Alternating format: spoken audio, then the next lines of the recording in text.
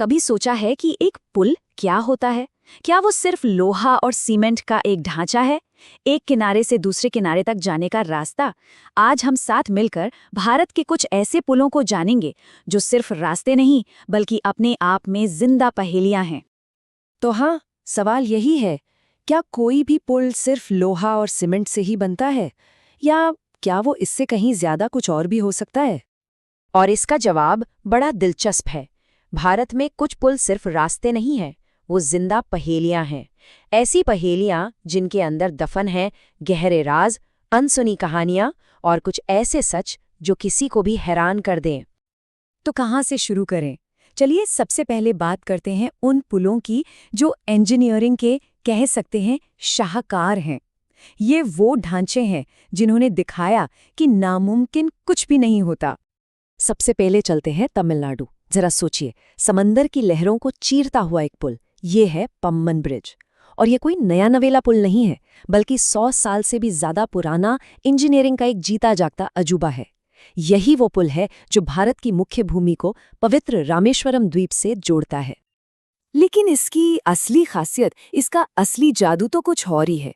जब कोई बड़ा जहाज पास से गुजरता है ना, तो ये पुल किसी हॉलीवुड फिल्म की तरह बीच से 2 हिस्सों में बंटकर ऊपर उठ जाता है। इतना मजबूत कि 1964 का वो भयंकर तूफान जिसने पूरे धनुषकोडी शहर को ही डुबो दिया था, वो भी इसका कुछ नहीं बिगाड़ पाया। कमाल है ना? अच्छा, अब तमिलनाडु से सीधा चलते हैं कोलकाता।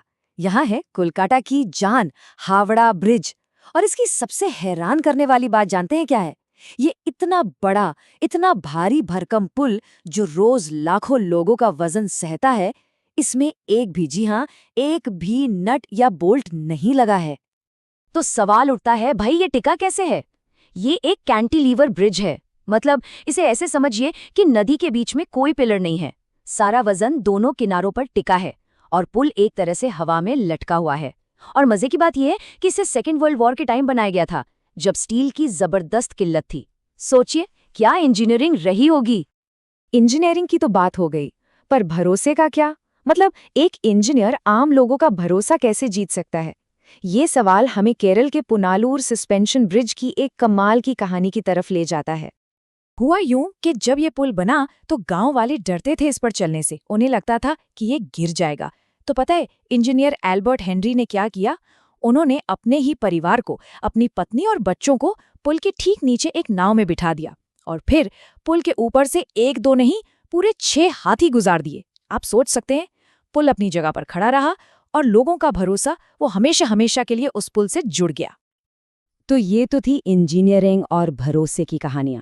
अब चलते हैं एक अलग ही दुनिया में, उन पुलों की दुनिया में जो लोहे सीमेंट से ज्यादा आस्था, डर और किस्से कहानियों से बने हैं। बात करते हैं ऋषिकेश की।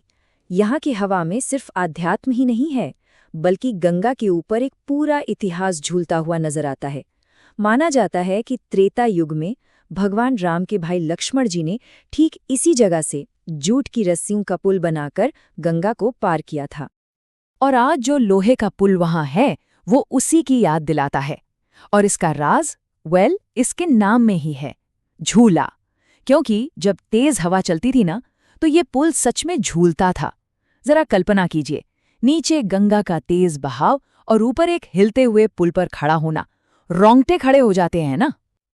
अच्छा, आस्था से अब जरा डर की तरफ चलते हैं। किसी ने कहा था ये पुल तो किसी हॉरर फिल्म का सेट लगता है, और ये बात मध्य प्रदेश के शिवपुरी सस्पेंशन ब्रिज पर भाई एकदम फिट बैठती है।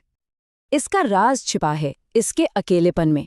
सोचिए, चारों तरफ घना जंगल और बीच में ये लंबा संकरा सा पुल, एकदम खामोश।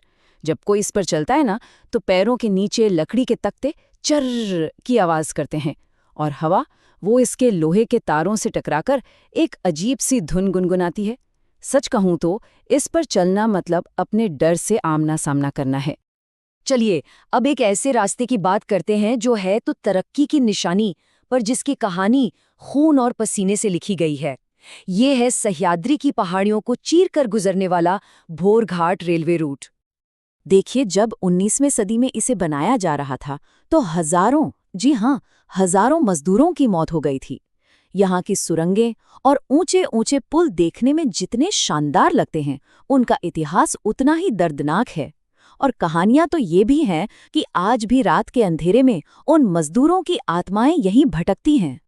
और आखिर में चलिए बात करते हैं आज के भारत की, उन ढांचों की जो भारत के सबसे मुश्किल, सबसे दुर्गम इलाकों में हमारी महत्वाकांक्षा और हिम्मत की मिसाल बनकर खड़े हैं। और इस लिस्ट में सबसे पहला नाम है एक ऐसे पुल का जो सिर्फ पुल नहीं बल्कि आसमान को छूने का एक सपना है। ये है जम्मू कश्मीर का चिनाब ब्रिज। पता है ये क्या है? ये दुनिया का सबसे ऊंचा, द हाईएस्ट रेलवे ब्रिज है। अंदाजा लगाइए कितना ऊंचा होगा। ये पेरिस के एफिल टावर से भी ज्यादा ऊंचा है। और बनाया भी कहाँ गया है? ऐसी जगह जहां ऊंचे ऊंचे पहाड़ हैं, गहरी खाइयां हैं, तेज हवाएं चलती हैं और भूकंप का भी खतरा रहता है। ये है नए भारत की इंजीनियरिंग का कमाल। अब चलते हैं नॉर्थ ईस्ट। असम में ब्रह्मपुत्र को सिर्फ नदी नहीं मानते, वो एक देवता की तरह है। एक ऐसी नदी जिसका गुस्सा और फैलाव, उसे काबू करना लगभग नामुमकिन माना जाता था। और उसी नामुमकिन को मुमकिन बनाया जोगीघोपा ब्रिज ने, जिसे नर नारायण सेतु भी कहते हैं। ये कोई आम पुल नहीं, ये एक डबल डेकर पुल है। मतलब नीचे ट्रेन और ऊपर गाड़ियां। ये पहला पुल था जिसने रोड और रेल दोनों को एक साथ ब्रह्मपुत्र के पार पहुंचाया। ये सिर्फ एक ढांचा नहीं, ये पूरे नॉर्थ ईस्ट की लाइफलाइन है। और अब अरुणाचल प्रदेश, यहाँ सियांग नदी पर बने पुलों का राज है, इनकी स्ट्रेटेजिक लोकेशन। देखें, ये पुल हमारी सरहद के बहुत पास हैं, एक ऐसा इलाका जहाँ देश की सुरक्षा सबसे ऊपर है। तो ये पुल सिर्फ रास्ते नहीं हैं, ये हमारी सेना को, हमारे लोगों को देश के सबसे दूर-दराज कोनों तक पहुंचाते हैं। एक तरह से ये सरहद पर हमारे देश की आंखें और हाथ दोनों हैं। तो हमने क्या देखा? हमने देखा कि ये पुल सिर्फ नदी के दो किनारों को नहीं जोड़ते। नहीं, ये तो हमारे अतीत को आज से जोड़ते हैं, हमारे डर को हमारी आस्था से जोड़ते हैं और हमारे बड़े बड़े सपनों को हकीकत से जोड़ते हैं। और ये पूरी बातचीत हमें एक सवाल के साथ छोड़ जाती है। जरा सोचिए, हमारे आसपास जो पुल हैं, जो इमारतें हैं, जिन्हें हम शायद रोज देखते हैं, उनके सीने में न जाने ऐसी कितनी ही अनसुनी कहानियां दफन होंगी, है ना?